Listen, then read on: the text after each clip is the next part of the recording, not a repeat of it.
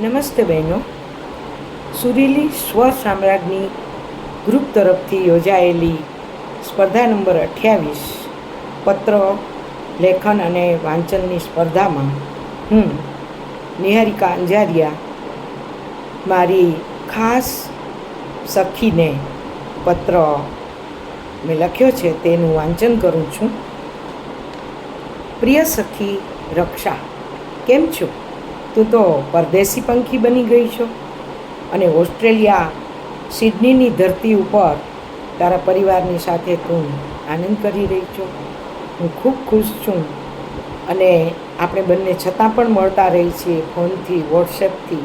તેનો મને આનંદ છે. તું મને ભૂલી નથી. તું મને ફોન અને વોટ્સએપથી ઓસ્ટ્રેલિયાના રીત રિવાજો, ત્યાંનું વાતાવરણ, ત્યાંની સંસ્કૃતિ, ત્યાંના જોવા જેવા સ્થળો એનું વર્ણન કરતી હોય છે અને તેથી મને ખૂબ જ આનંદ થાય છે. આપણે 2 વર્ષ પહેલાં મળ્યા હતા તારી મોટી બહેનને ત્યાં.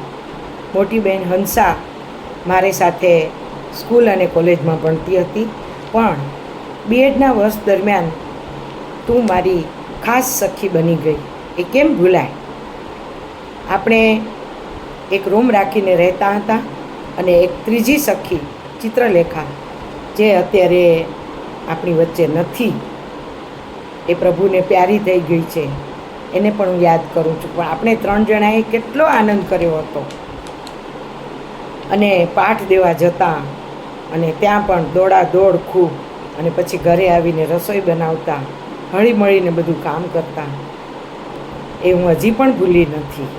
પછી બીએડનું વર્ષ પૂરું થયું અને આપણે નોકરીમાં લાગી ગયા, પણ એ 12 મહિના તો અવિસ્મરણીય બની ગયા છે. અને શનિ રવિ તો આપણે ભુજ તરફ જ જતા. મુન્દ્રાથી ભુજ તો સાવ નજીક, એટલે આપણે શનિ રવિ ભુજ જતા અને ત્યાંથી નાની મોટી વસ્તુ આપણી સાથે લઈ આવતા અને ખૂબ મજા આવતી. કેટલી ભૂખ લાગતી હતી આપણને.